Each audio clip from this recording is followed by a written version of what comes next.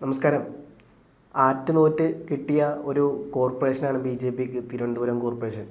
നമുക്കറിയാം BJPയെ സംബന്ധിച്ചിടത്തോളം കേരളത്തിൽ എങ്ങനെയെങ്കിലും വേര് ഊന്നിക്കുക എന്നുള്ളത് BJP ഒരു ചിരകാല സ്വപ്നമാണ്. അതിൻ്റെ ഭാഗമായി അവർ 2016 ഒരു നിയമത്തൊരു സീറ്റ് കിട്ടിയെങ്കിലും രാജഗോപാൽ 2016 ഒരു സീറ്റ് കിട്ടി രാജഗോപാലിന്. പക്ഷേ കാര്യങ്ങളെല്ലാം 2021 ആയപ്പോഴേക്കും വീണ്ടും മാറിമറിഞ്ഞു. വി ശിവൻകുട്ടി ആ സീറ്റ് ഇല്ലാണ്ടാക്കുന്നു. അങ്ങനെ BJP വീണ്ടും കേരളത്തിൽ പൂജ്യമാകുന്നു. 2026 എത്തുമ്പോൾ BJP വീണ്ടും ആ 0 എന്നുള്ളത് 3 എത്തിക്കുന്നു. പക്ഷേ അതിനെല്ലാം അപ്പുറം കേന്ദ്ര നേതൃത്വം വരെ വലിയ തരത്തിൽ ആഘോഷിച്ച ഒരുപക്ഷെ സാമൂഹ്യ മാധ്യമങ്ങളിൽ കേന്ദ്ര മന്ത്രിമാരടക്കം സോഷ്യൽ മീഡിയയിലൂടെ പോസ്റ്റ് ഇട്ട ഒന്നായിരുന്നു തിരുവനന്തപുരം കോർപ്പറേഷൻ പിടിച്ചത്. അപ്പം ആറ്റുനോറ്റ് BJPയുടെ അവരുടെ പ്രവർത്തനങ്ങൾക്ക് കിട്ടിയ ഒന്ന് തന്നെയായിരുന്നു അത്. പിന്നീട് അത് മേയർ ആരായിരിക്കണം എന്നുള്ള തരത്തിൽ വലിയ ചർച്ചകൾ വരുന്നു. ശ്രീലേഖനെ കൊണ്ടുവരണം എന്ന് പറയുന്നു. പക്ഷേ RSSൻ്റെ സംഘടനകളെല്ലാം ഇടപെട്ട് മാറ്റുന്നു. മേയറെ RSSൻ്റെ അല്ലെങ്കിൽ BJPയുടെ നേതാവിനെ തന്നെ തിരഞ്ഞെടുക്കുന്നു. അങ്ങനെ എന്താ പറയുക, വളഞ്ഞ വഴിയിലൂടെ ഒരാളെ വേണ്ട എന്നുള്ള രീതിയിൽ പറയുന്നു. അവസാനം സ്വാഭാവികമായും ശ്രീലേഖ വഴങ്ങുന്നു. ആ വിഷയത്തിൽ പിന്നീട് പ്രതികരിക്കാനില്ല എന്നുള്ളതൊക്കെ പറയുന്നു. ഇപ്പോൾ BJPയെ സംബന്ധിച്ചിടത്തോളം അവർ ഏറ്റവും വലിയ പ്രതിസന്ധിയിലൂടെയാണ് കടന്നു പോകുന്നത്.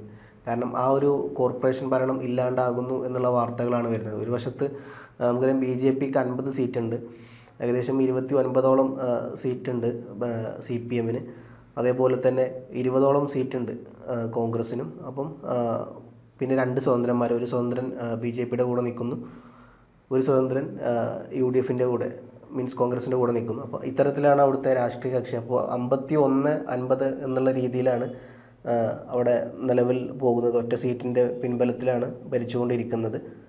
അപ്പോൾ എന്തായാലും കാര്യങ്ങളുടെ കിടപ്പ് ഇത്രയേറെ സങ്കീർണമായിട്ടാണ് കിടക്കുന്നത്. അതിൻ്റെ ഇടയിലാണ് BJP പ്രവർത്തകൻ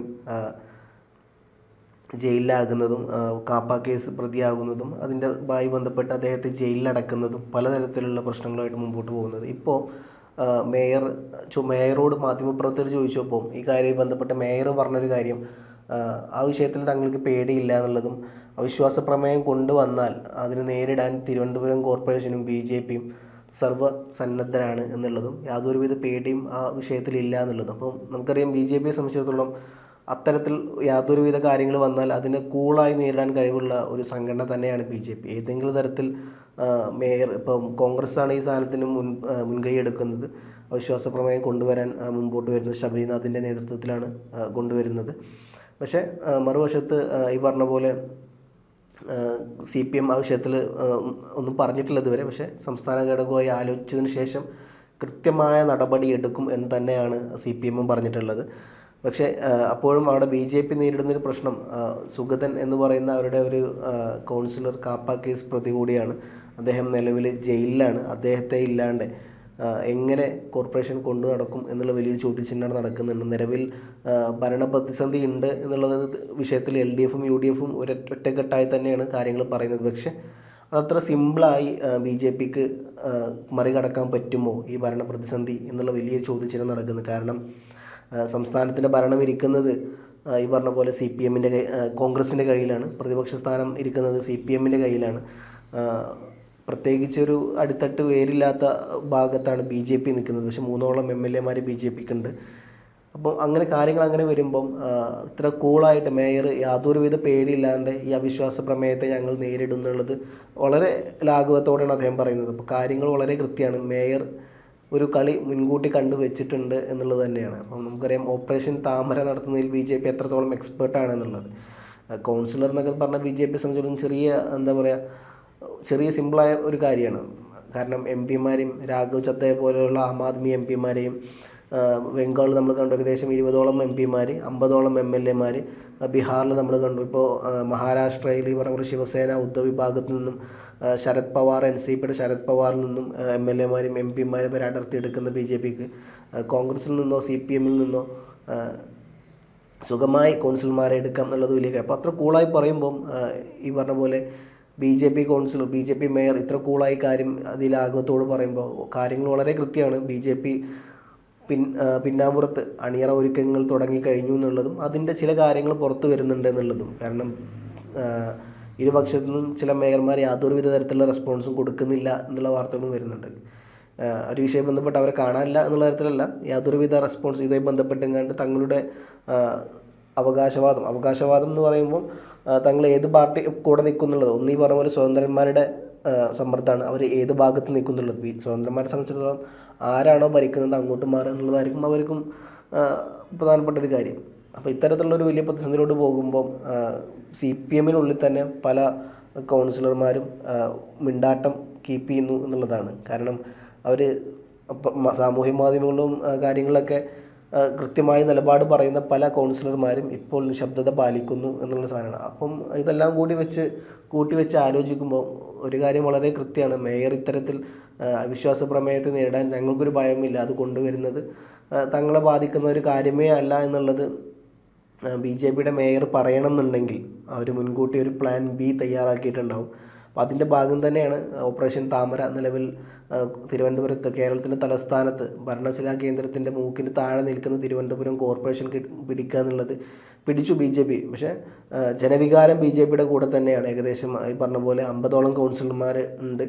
അതിനെ മറികടക്കാൻ വേണ്ടിയിട്ടാണ് UDF-ഉം CPM-ഉം കൈകോർക്കും എന്നുള്ളത് അറിയില്ല. CPM ഈ വിഷയത്തിൽ മൗനം തന്നെയാണ് ഇതുവരെ കീപ്പ് ചെയ്തിട്ടുള്ളത്. പക്ഷേ സംസ്ഥാന കമ്മിറ്റിയെ കൂടി ആലോചിച്ചതിന് ശേഷം ബാക്കി കാര്യങ്ങൾ പറയാം എന്നുള്ളതാണ് CPM പറയുന്നത്. പക്ഷേ UDF ഈ പറഞ്ഞ പോലെ ശബരിനാഥിൻ്റെ നേതൃത്വത്തിൽ അവിശ്വാസ പ്രമേയത്തിന് മുമ്പോട്ട് വരുന്നുണ്ട്. അപ്പം അവിശ്വാസ പ്രമേയം വന്നു കഴിഞ്ഞാൽ സ്വാഭാവികമായും BJPക്ക് ഈ പറഞ്ഞ പോലെ ഒരാൾ ജയിലിലായതുകൊണ്ട് നിലവിലെ സാഹചര്യത്തിൽ ഇത് സമാസമായി നിൽക്കും. അങ്ങനെ വരുമ്പോൾ ടോസ് ഇടേണ്ടി വരും. ആർക്ക് വിജയിക്കാൻ പറ്റുന്നുള്ളത് ടോസിലൂടെ മാത്രമേ വരാൻ പറ്റുള്ളൂ. അപ്പോൾ ആ ഒരു പോസിബിലിറ്റി ഈ പറഞ്ഞ പോലെ UDF നമുക്കൊരു പക്ഷേ ഇതിനെ വിശേഷിപ്പിക്കാനാവുന്നത് ഇന്ത്യ മുന്നണി എന്നുള്ള രീതിയിലായിരിക്കും. കാരണം നമുക്ക് കേരളത്തിനെ സംബന്ധിച്ചിടത്തോളം ഇന്ത്യ മുന്നണി ഇല്ല. CPM-ഉം കോൺഗ്രസും നേരിട്ട് മത്സരിക്കുന്ന ഒരു പ്രക്രിയയാണ് കേരളത്തിലുള്ളത്. പക്ഷേ ദേശീയ തലത്തിൽ അത് ഈ പറഞ്ഞ പോലെ ഇന്ത്യ മുന്നണി എന്നുള്ള രീതിയിലാണ്. അത് കേരളം ഒഴികെ ബാക്കി എല്ലായിടത്തും, ഈവൻ തമിഴ്നാട്ടിലടക്കം അത് ഇന്ത്യ മുന്നണി എന്നുള്ള രീതിയിലാണ്. കേരളത്തിലൂടെ വരുമ്പോൾ കാര്യങ്ങളുടെ കിടപ്പ് അങ്ങനെയല്ല. എന്തായാലും തിരുവനന്തപുരം മേയർക്ക് ഇത്തരത്തിലുള്ള ഒരു കരുത്ത് എവിടുന്ന് കിട്ടി എന്നുള്ള ചോദ്യത്തിന് ഉത്തരം വളരെ കൃത്യമാണ്.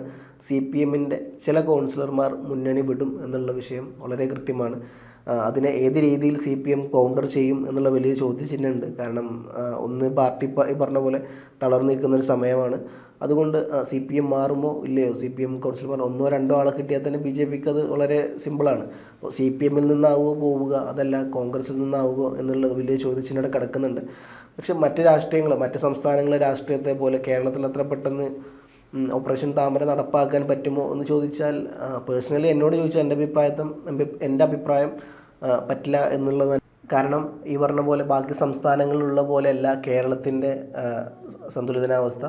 ഇവിടെ BJPക്കെതിരെ അടിത്തട്ടിൽ വളരെ ശക്തമായ വികാരമുണ്ട്. ബാക്കിയുള്ളടത്തൊക്കെ പൈസ കൊടുത്തങ്ങാണ്ട് ഒരു പക്ഷേ MLA-മാരെയും MP-മാരെയും വാങ്ങിക്കാൻ പറ്റുന്ന പോലെ കേരളത്തിൽ പെട്ടെന്ന് BJPക്ക് പറ്റില്ല. ആ ഒരു സംഭവം അവിടെ കിടക്കുന്നുള്ളത് കൊണ്ട് തന്നെ എത്രത്തോളം സക്സസ്ഫുള്ളായി BJPക്ക് ഓപ്പറേഷൻ താമര തലസ്ഥാന നഗരിയിൽ നടത്തിക്കാൻ പറ്റും എന്നുള്ള വലിയ ചോദ്യചിഹ്നമുണ്ട്. എന്തായാലും നാളെ മറ്റന്നാളായിട്ട് എന്തായാലും കേരള തലസ്ഥാനത്തിൻ്റെ കോർപ്പറേഷൻ ഭരണം ആര് പിടിക്കും എന്നുള്ളത് കാത്തിരുന്ന് കാണാം.